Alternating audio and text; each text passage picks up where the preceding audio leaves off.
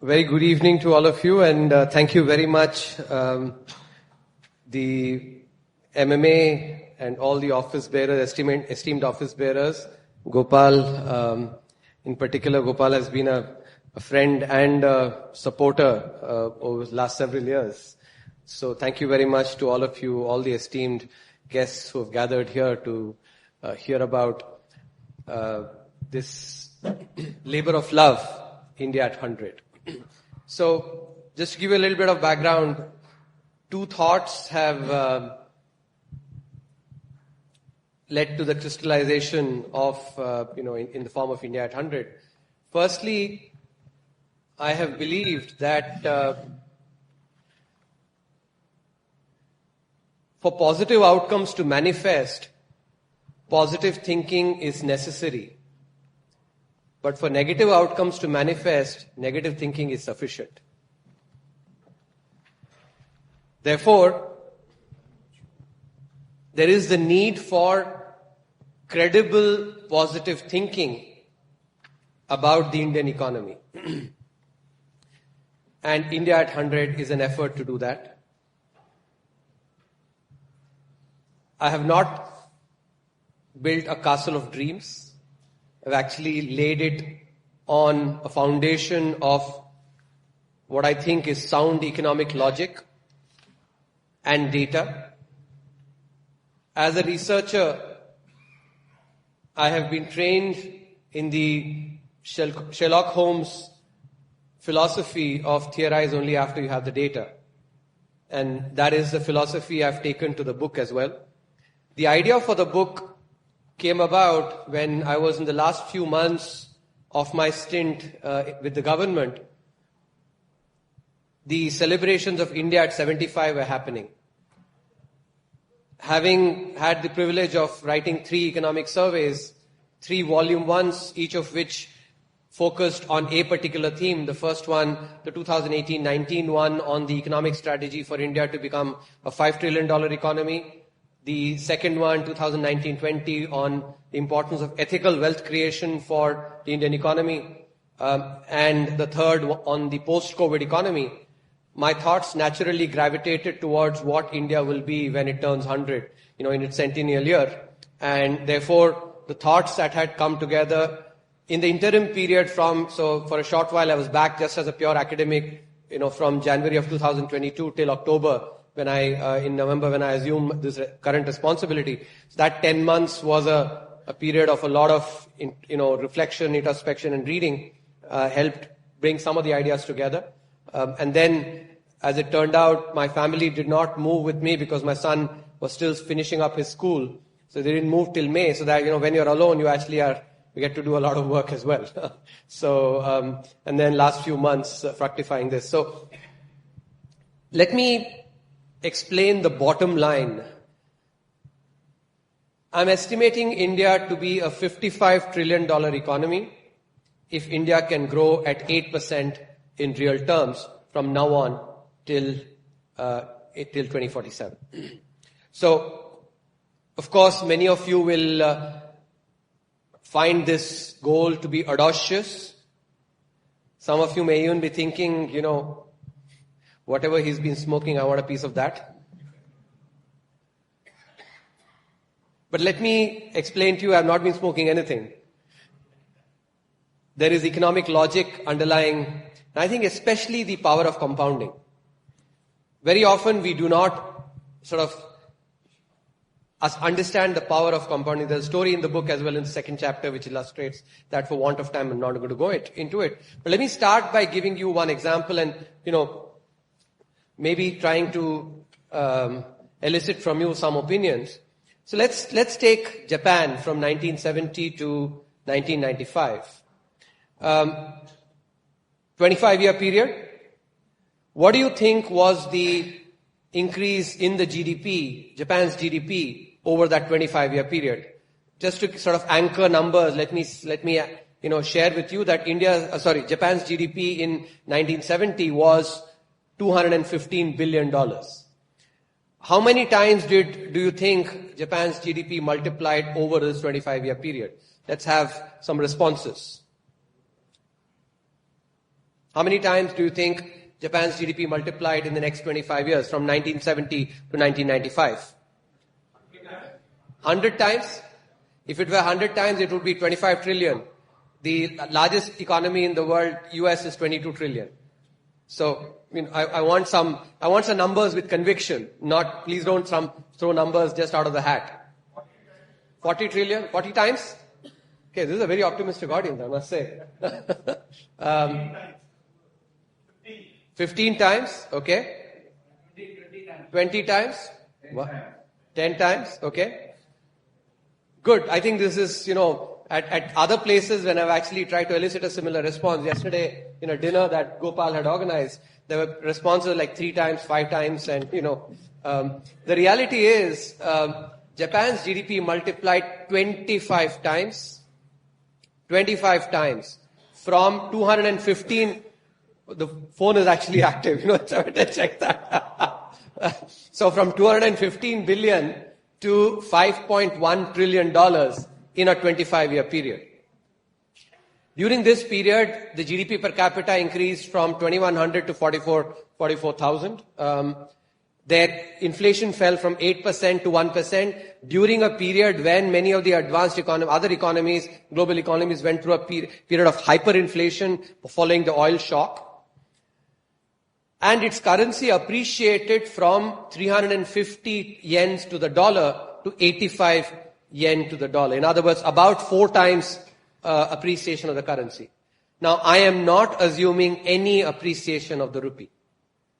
I'm not assuming, but modeling and thereby predicting that in the next 25 years, the rate of depreciation of the rupee is likely to be significantly lower than what it has been historically. Historically, the rate of depreciation of the rupee has been about 3 to 3.5% per annum. But this has been during a period when India's inflation has been about 7.5% on average. And one of the fundamental tenets in international economics is that even if, let's say, the real value of the currency remains the same, real value meaning the ability to buy, in purchasing power parity terms. So if I want to buy this mic, how many mics can I buy in $100? Vis-a-vis how many mics can I buy in 100 rupees? That's basically in purchasing power parity terms. Even if there is no change in that, if there is a decrease in inflation, the rate of inflation of the rupee, there will be a decrease in the rate of depreciation of the rupee. Why? Because in order for the real value to remain the same, a currency where inflation is higher, the real value reduces faster. And so in order to offset that, to keep the real value the same, the currency has to depreciate more. So with 7% plus inflation, about 7.2, 7.3% inflation, the depreciation has been about 3 to 3.5%. Now, in 2016, and this is a year when India's, I'm sure in India's centenary year, there'll be a lot of anthology, a lot of history that'll be written about India's, economic history. 2016 will mark as a very important year because this was the year when the inflation targeting regime was put in place. What that requires is for the central bank, the Reserve Bank of India, to deliver inflation of 4%, target of 4%, but there is some scope for them to actually, because they can't, deliver exactly 4%, scope of plus minus 2%, so between 2% to 6%. And if you look at the average since 2016, the inflation that has prevailed, from 2016 to March of 2024, the average inflation has been 5% precisely. This is despite COVID and despite the Ukraine war, and despite the fact that advanced economies during this period have faced anywhere between 2.5 to 4 times their historical average inflation. India, in contrast, compared to its historical average of 7% plus, has delivered 5% inflation. Therefore, going forward, it's a very reasonable expectation that within this range of 2% to 6% that the RBI has to keep inflation, assuming at the higher end 5% is a very reasonable expectation for inflation. So if depreciation of the rupee was about 3.5%, with inflation being 7% plus, the inflation declining to 5%, the rate of depreciation should go down by at least 2%. And therefore 1% is a very reasonable rate of depreciation of the currency. As I said, my anchoring example was Japan, where there was 4 times appreciation. I'm not assuming any of that. I'm assuming, let's say, 1%. In fact, less than 1% in the book. But for the purpose of, illustration here, without a board, without any chalk paper, I'm actually going with 1%. Let's look at the numbers then. 8% growth in real terms. So if we can grow at 8% in real terms, as I said, that is one of the most important elements of this, of this journey. 8% growth in real terms, add 5% inflation. 8 plus 5 is 13% in nominal rupee terms, right? In order to estimate the rate of growth in dollars, we have to subtract the rate of depreciation, because depreciation reduces the value in dollar terms compared to rupees. So subtract 1% rate of depreciation, as I have just argued, that is what is likely to prevail. So 13 minus 1 is 12%. Now, I'm sure, there are many people here who indulge in markets and therefore do these calculations. There is what is called the rule of 72, which is the number of years it takes to double your money. And recall back to the time when the NSE certificates actually used to double your money in 6 years, because they paid 12% rate of interest. 12 times 6 is 72. That's your illustration of the rule of 72. So if the dollar rate of growth is 12%, as I just mentioned, nominal rate of growth, 12 times 6 is 72. So GDP doubles every 6 years. Over the 24-year period from 2023 to 2047, therefore, there will be 4 doublings. In 2023, India's GDP was 3.28 trillion, precisely. Let me reduce it a little bit to 3.25, so that I can work with, relatively round numbers, So, first doubling from 3.25 to 6.5. 6.5 to 13 is your second doubling. 13 to 26 is your third doubling. And 26 to 52 is the final doubling, which is close to the 55 trillion number that I gave you. 52, I've actually, we've done mental calculation here. The precise number is 55. In other words, the most important element in this is 8% growth. Let me use the same exercise to also illustrate why the 26 trillion, prediction that global consulting firm Ernst & Young makes is, in my opinion, is likely to be an underestimate. 7% growth, let's take 7% growth in real terms. Add 5% inflation, 7 plus 5 is 12 in nominal terms, nominal rupee terms. But instead of taking the 1% depreciation, which should be the result of the lower inflation, let's take the rate of depreciation to be what it has been historically the case, which is 3%. So 12 minus 3 is 9%. So if the rate of depreciation continues to be what it has been in the past, then dollar rate of growth will be 9% in nominal dollars. So GDP now will double every 8 years. 9 times 8 is 72. 24-year period, 8-year doubling. There are 3 doublings. 3.225 to 6.5 to 13 to 26. That explains the 26 trillion. So in other words, one of the most important, this, as you can see, just the difference of 2% here makes a big difference. This is the power of compounding. So 55 trillion, and let me just, summarize this with a parallel which hopefully, even if you don't remember these numbers, I hope you will remember this example that I'm going to give you. As is my, wont, I'll give you an example from cricket. I'm sure all of you here remember Sachin Tendulkar breaking into the scene, starting, his first series to Pakistan in 1989. And that broken nose, Waqar Younis, Imran Khan and, Wasim Akram is legendary. And then we know in 1992 he goes to Perth, after he's already scored his first century at Edgbaston. He goes to Perth and hits that wonderful 100. Everybody's wowing about him. Sunil Gavaskar in 1993, if I remember right, makes a statement. He says, by the time Sachin finishes his career, if he does not score 40 international hundreds at least, and at least 12,000 international runs, I will personally go and strangle him. I will be old, my hands will not have as much strength, but I will still try. Now, this was a paternalistic statement, a fatherly statement that marked the potential that Sachin had. But this was a potential that was assessed based on past performance for the last 3 years. There is an important learning in there for the Indian economy. Having seen the performance of the Indian economy over the last 30 years, especially the last 10 years, based on that, and I'm no Sunil Gavaskar, by the way, not even for the Indian economy, but based on that, one can assess the potential that there is, for 8% growth. And if 8% growth happens from here on till, and I see what good reasons we can talk about that, in the discussion, we will be a $55 trillion economy. So that potential. There's another important learning, I think, which is even more important, which is that just because Sunil Gavaskar assessed that Sachin is going to score 40, should score 40 international hundreds and 12,000 runs, his 15,000 plus runs and 100 international hundreds did not happen just because Sunil Gavaskar said it. Sachin had to work really hard.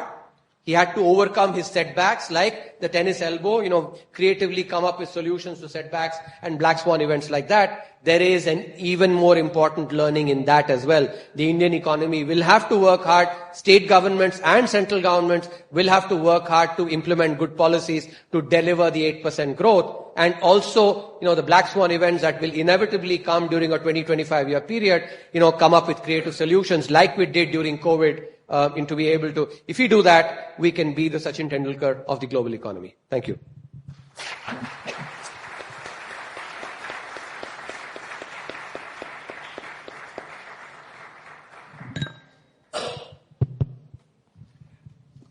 I think, you meet many people who want to put their country first. In fact, most people you meet want to put the country first. But to do it with this optimism and this enthusiasm, I think is just fabulous. I would request you to give another round of applause.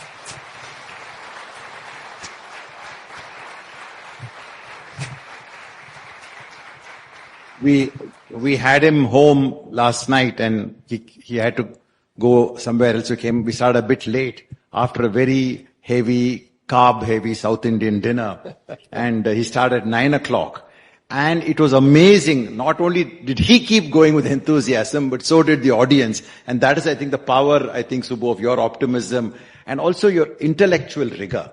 Because what I loved about looking at the book was the way the data was analyzed. I would love each of you to go through that.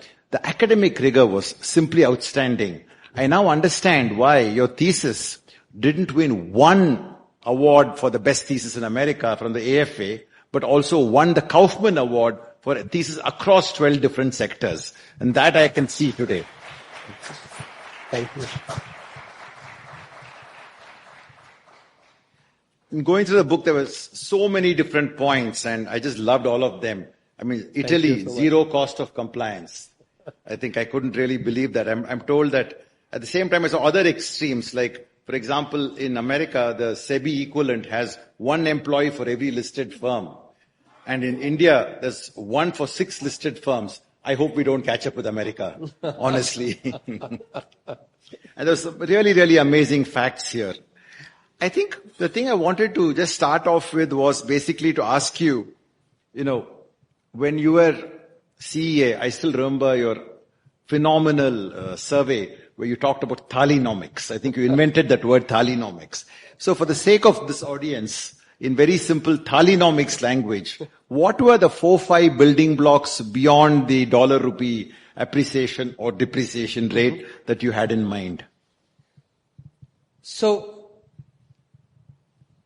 before I actually speak about the pillars, Gopal, I think it's, important that I share a little bit of the background that I come from and which is an aspect that oftentimes drives my economic thinking as well. My father here, lost his father when he was 7 years old, finished SSLC. He didn't have the privilege to be able to go to university, but he made sure that me and my brother, had the opportunity to get education. So, I have had the opportunity to be able to see the common person's life. Almost my entire childhood grew up in type 2 railway quarters. So when I was a CA, when I got a type 7 railway quarter, I really missed my father. If he had been there, I would have been so happy to see that. I think it's that aspect, and that is why, and I've genuinely felt, having learned economics is a discipline that, on the one hand, is extremely important. Each one of us in our own families has to do this. But at the same time, each one of us thinks that we knows fully, we understand economics fully. The nuance in that is something which is many times missed. Therefore, it is important to be able to explain economics to the common person with all its nuances. So the effort that I've tried to make is to be able to use examples that each one of us, even from non-economic backgrounds, can relate with, to be able to. Thalinomics idea was along the same lines, because nothing more common than a plate of thali or plate of food. We encounter that 3 times at least in a day, and using that to have a conversation on inflation like that. So in a similar way, let me attempt to the 4 pillars. In a democracy, it is important for the necessary support for good economic policies and structural reforms to happen. It is really critical that the benefits of growth spread far and wide. Therefore, one of the pillars, of the 4 pillars in the, in India's economic strategy, I have placed social and economic inclusion. And social and economic inclusion driven by jobs. Again, here, the emphasis on jobs, it comes from my own personal experience. As I said, if my father had not gotten a job, in the Indian Railways, for a good part, he was basically in the non-gazetted cadre, retired as a gazetted officer. But I can do the counterfactual and say, if he had not gotten a job in Indian Railways, I wouldn't have even been 1/100th of what I am today. Let alone being able to actually share my thoughts with such an esteemed audience. In other words, in one generation, because of the impact of, that formal sector job, the kind of social and economic inclusion, just phenomenal. I mean, think about it. I don't think, I would have been even able to have come close to 100 meters of of the MMA when I was basically maybe, 35, 40 years. So in other words, I was socially excluded.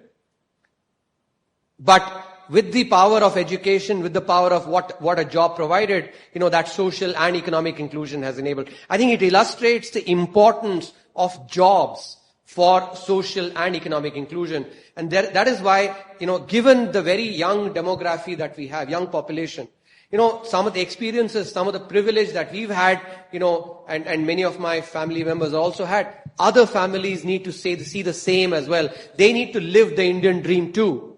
And I think that is where the social and economic inclusion is important. I use that phrase because when I was appointed as the chief economic advisor, one of the news outlets actually ran an article that says living the Indian dream. So I think that is really important. The second, which is, actually the first pillar, because macroeconomics always comes first from a perspective of economics, is the focus on growth and growth alone at the macroeconomic level.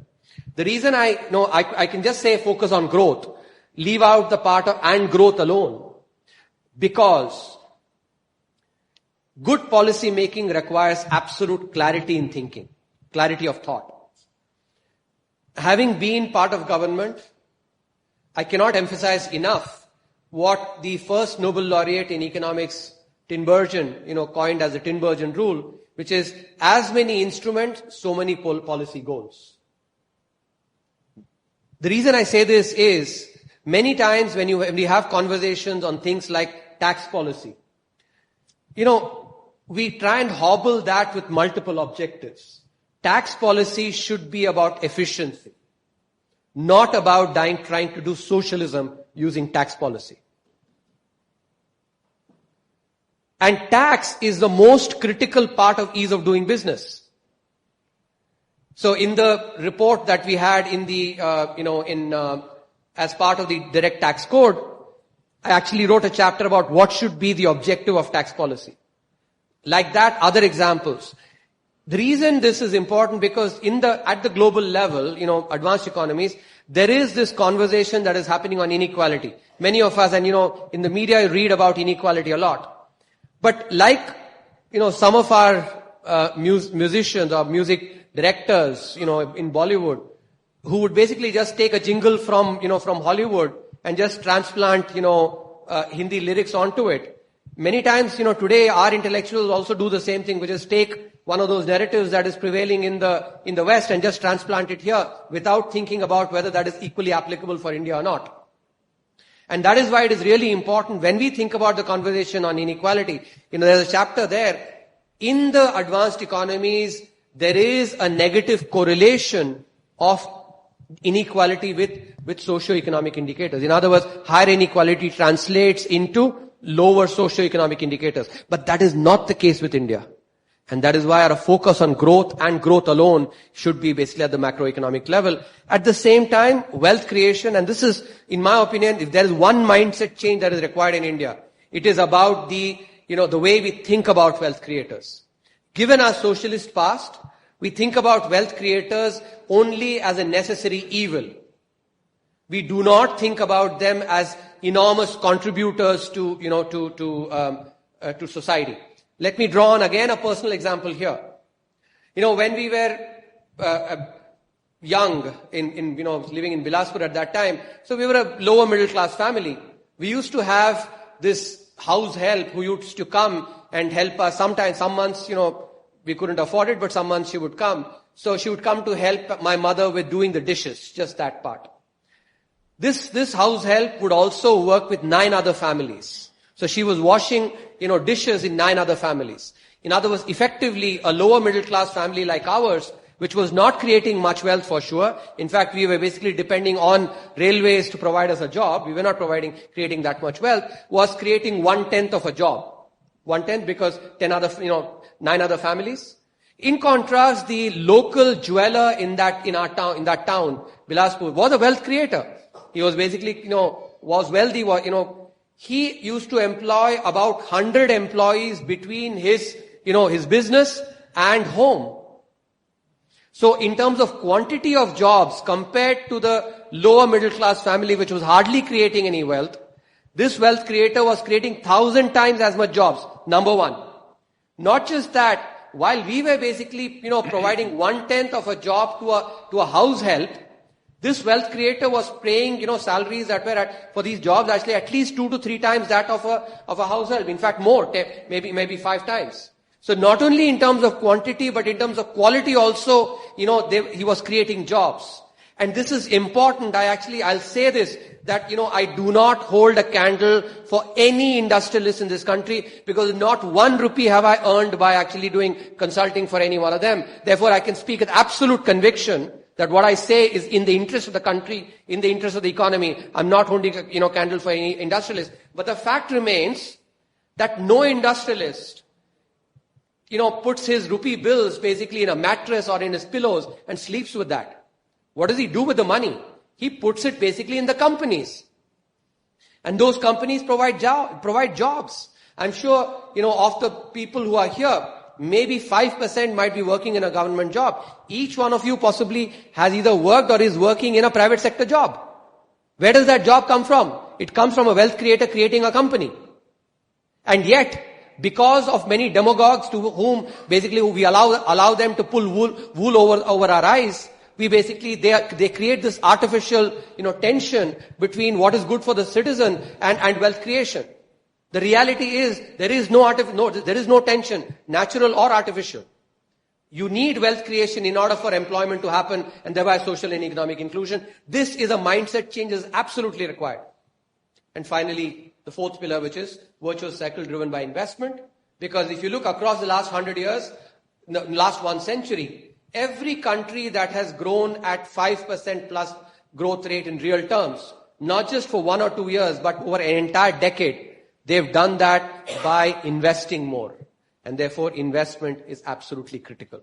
These are the 4 pillars for India to have not only high growth, but growth that is equitable and the benefits of which spread far and wide and, create employment, thereby ensure that in a democracy we can have such high growth.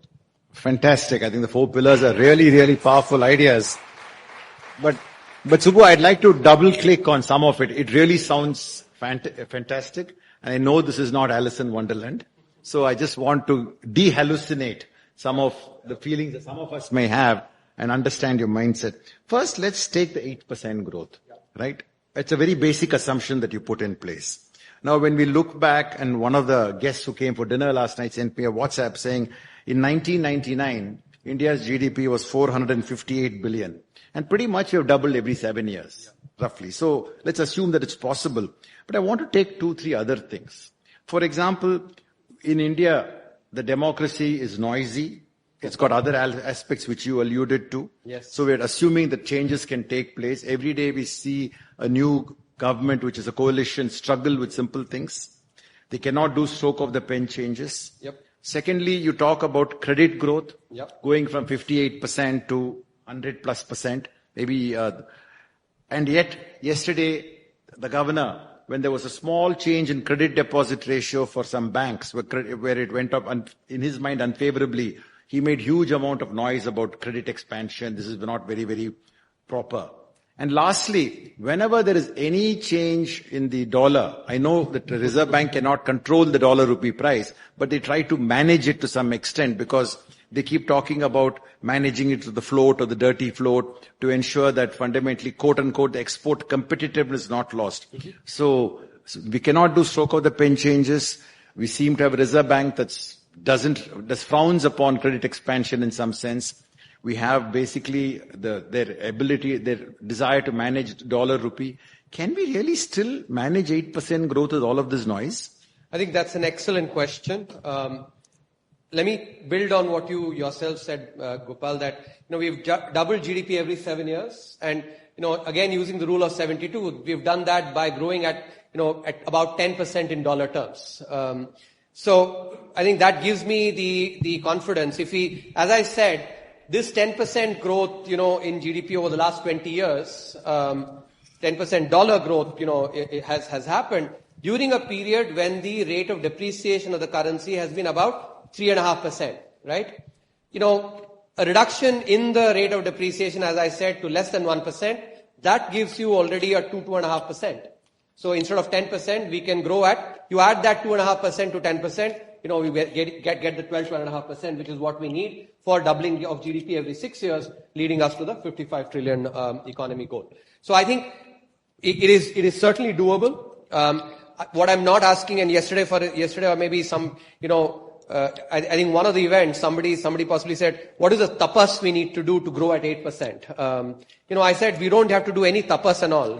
We've been growing at 7% on, approximately. From 7%, we have to go to 8%. It is ambitious, but it's a reasonable stretch goal. But it is not a goal where I'm saying basically that, tomorrow I should go and win the wrestling competition in Olympics. That's not what I'm asking for. I don't have to lose weight either.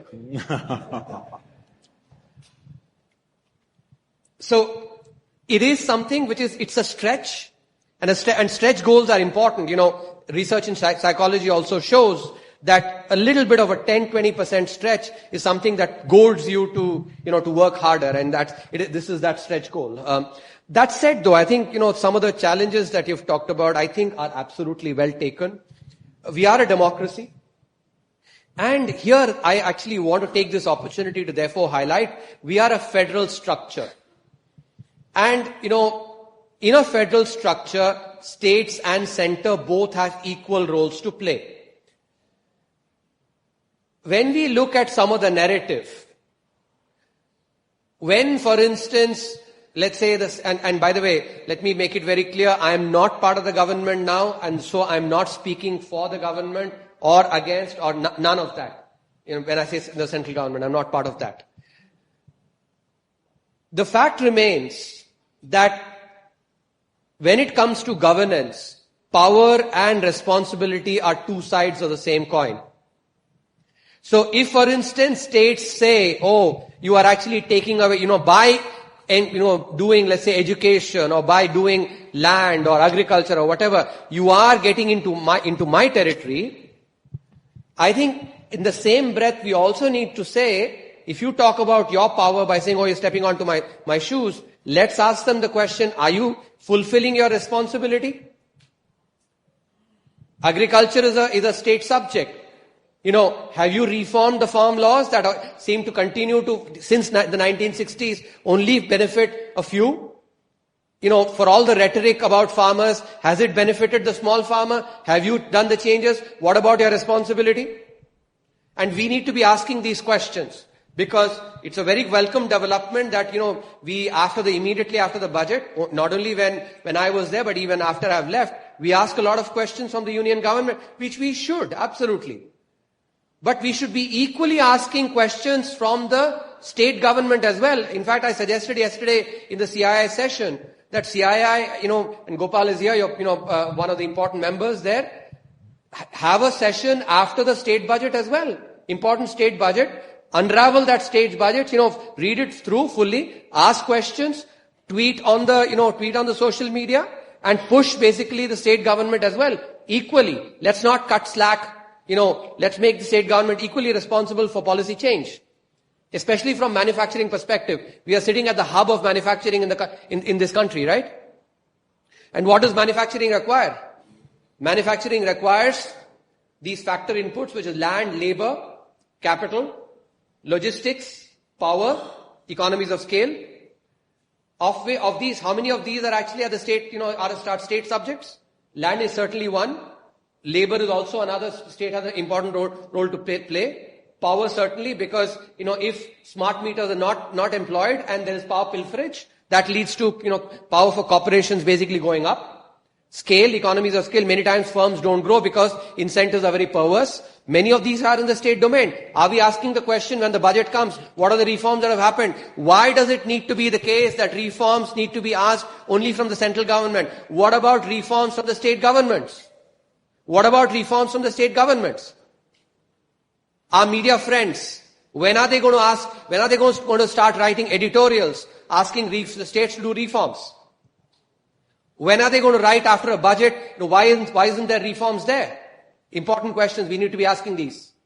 And we need to, as citizens, we need to be actually, when our media friends do not do what they need to do, we need to be highlighting them. Today, social media gives us that power, that democratic power to actually go and say, if media outlet X has basically given cut slack for the state government, let's go on Twitter and put it out.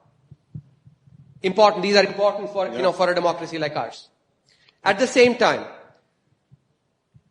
we also have to make sure, on credit creation. I think here again, mindset change is important. You talked about, the credit deposit ratio. If we look at credit creation in the Indian economy, in 2020, our private credit to GDP ratio is 58%. Yes. 58% is the private credit to GDP ratio. What is the global average? Global average for private credit to GDP ratio in 2020 would be about 130, 140%. This average of 58% prevailed for the globe in 1960. Think about it. By the way, there's an important lesson here. We need to, as citizens also, look at more the other countries as well, saying, and push our government saying, if other countries can do it, why can't you do it? So global average for credit is 60% in 1960. We are 6 decades behind. And the reason is because still almost 93, 94% of credit in the Indian economy is collateral based. This is in a country where 60% of the economic value added comes from services, which does not have too much assets. So one of the important changes that is required in credit creation is cash flow based lending. Cash flow based lending. We now have the digital infrastructure, the public digital infrastructure to be able to enable this. Another important change here is that we shouldn't be hung up on, if 20% growth is happening in whatever variable that is too high. it may be too high basically for, at a much higher scale. But when something is starting out, 20% growth, I mean, this is something, you are in the VC business, Gopal, actually, even 50% growth for startups, you are not happy with that sometimes, right? 20% will be very worrying as it's so low. 20% is very worrying because startups started at a low base. So I think these kind of important mindset changes are really critical, in order for us to, I think in general, the way I would say is that we need to be thinking carefully, thinking with clarity, not just cut-paste stuff that happens from other countries, to design policy that really is well suited for India, and remove blinkers that we have. Many times we have these blinkers. It's important to remove these blinkers. And I think fast, especially at Mint Street, I think we have to get some changes as the